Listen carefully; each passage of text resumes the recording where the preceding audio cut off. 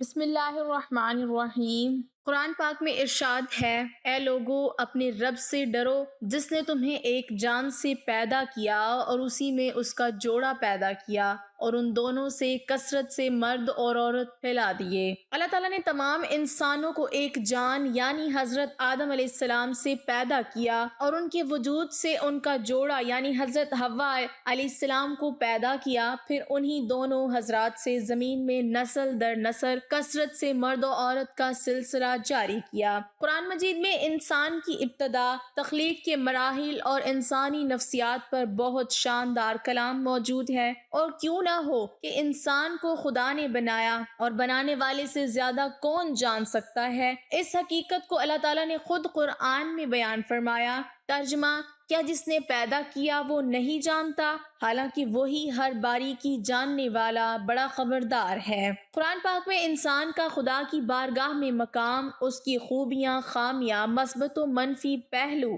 طاقت و کمزوری، نیز طاقت کے درست استعمال اور کمزوریوں سے نجات کے طریقے بڑے خوبصورت انداز میں بیان کیے گئے ہیں۔ قرآن میں تفکر و تدبر کرنے والوں کے لیے یہ سب تفصیل بہت دلچسپ بھی ہے اور مفید بھی۔ چنانچہ ارشاد باری تعالیٰ ہے، اور بے شک ہم نے اولاد آدم کو عزت دی اور انہیں خشکی اور تری میں سوار کیا اور ان کو ستھری چیزوں سے رزق دیا اور انہیں اپنی بہت سی مخلوق پر بہت سی برتری دی۔ مراد یہ ہے کہ انسان کو عقل، علم، قوت گویائی، پاکیزہ صورت، متعدل و قدر و قامت عطا کیے گئے۔ ناظرین، جیسا کہ ہم سب جانتے ہیں کہ جوڑے آسمان پر بنائے جاتے ہیں اور ان کے ملاپ سے افزائش نسل ہوتی ہے۔ قرآن پاک میں ارشاد ہے کہ اللہ زمین اور آسمانوں کی بادشاہی کا مالک ہے، وہ جو چاہتا ہے پیدا کرتا ہے، جسے چاہتا ہے لڑکیاں دیتا ہے، جسے چاہتا ہے لڑکے دیتا ہے۔ لیکن آج کل کے دور میں بایولوجیکل سائنس بہت ترقی کر چکی ہے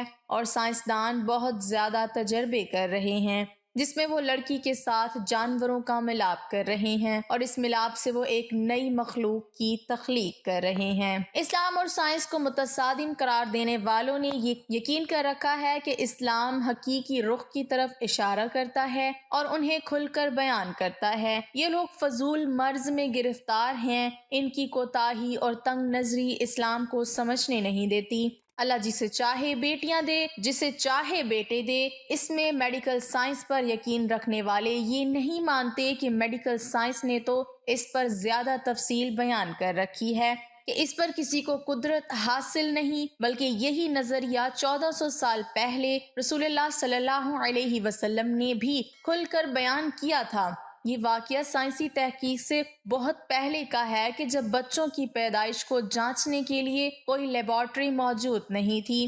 اللہ تعالیٰ نے اپنے پیارے نبی حضور اکرم صلی اللہ علیہ وسلم کو دنیا اور آخرت کی ہر چیز کے بارے میں پہلے ہی بتا دیا تھا۔ حضور اکرم صلی اللہ علیہ وسلم کو یہ علم بھی عطا کر رکھا تھا کہ آپ صلی اللہ علیہ وسلم نے یہودی کے سوال پر انہیں یہ سوال پوچھا تھا کہ یا رسول اللہ صلی اللہ علیہ وسلم، آپ ہمیں یہ بتائیں کہ لڑکی کس طرح پیدا ہوتی ہے اور لڑکا کیسے پیدا ہوتا ہے۔ یہ حقیقت نبی پاک صلی اللہ علیہ وسلم نے بیان فرمائی کہ لڑکی اور لڑکے کی پیدائش پر عورت کے بیضے اور مرد کے جراثیم میں کیا کردار ادا کرتے ہیں۔ صحیح بخاری کی حدیث کے مطابق یہودیوں نے رسول اللہ صلی اللہ علیہ وسلم سے اسلام قبول کرنے کے لیے ایسے سوالات پوچھے تھے کہ جن میں ایک سوال یہ بھی کہا کہ اب ہم پوچھتے ہیں کہ عورت اور مرد کے پانی کی کیا کیفیت ہے اور کیوں کبھی لڑکا پیدا ہوتا ہے اور کبھی لڑکی پیدا ہوتی ہے۔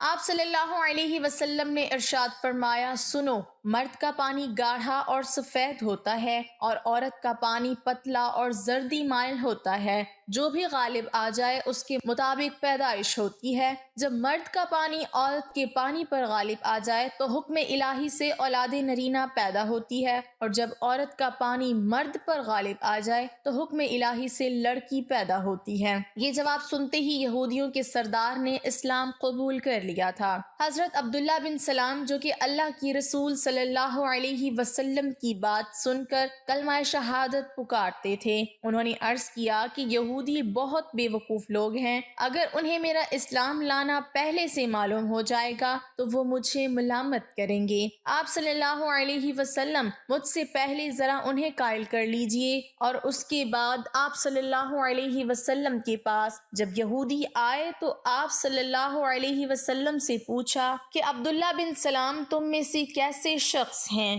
انہوں نے بہت ساری اچھائیاں ان کے سامنے بیان کی اور کہا کہ وہ بڑے بزرگ اور دانشور بھی ہیں، بزرگوں کی اولاد میں سے ہیں، اور وہ ہمارے سردار بھی ہیں اور وہ سرداروں کی اولاد ہیں۔ آپ صلی اللہ علیہ وسلم نے ارشاد فرمایا کہ اگر وہ مسلمان ہو جائے تو پھر تمہیں اسلام قبول کرنے میں کوئی مسئلہ یا پریشانی تو نہ ہوگی؟ کہنے لگے نعوذ باللہ، وہ مسلمان ہی کیوں ہونے لگے؟ وہ تو ہمارے سردار ہیں اور بہت پکے ہیں اپنے عقیدے کے، وہ اپنے مذہب یہودیت کو چھوڑ کر کبھی بھی اسلام قبول نہیں کریں گے، وہ ہمارے سردار ہیں، ہمیں ان کا خوب پتہ ہے۔ اتنے میں حضرت عبداللہ بن سلام جو جواب تک چھپے ہوئے تھے باہر آ گئے اور زور سے کلمہ پڑھا تو تمام کے تمام یہودی شور مچانے لگے کہ یہ تو خود بھی برا ہے اور اس کے باپ دادا بھی برے تھے، یہ بڑا نچلے درجے کا آدمی ہے اور خاندانی برا ہے۔ پھر عبداللہ نے فرمایا حضور اکرم صلی اللہ علیہ وسلم سے کہ مجھے اس چیز کا ڈر تھا کہ یہ لوگ جھٹلانے والے ہیں، زمین و آسمان کا صرف اللہ تعالیٰ ہی مالک ہے، وہ جو چاہتا ہے ہوتا ہے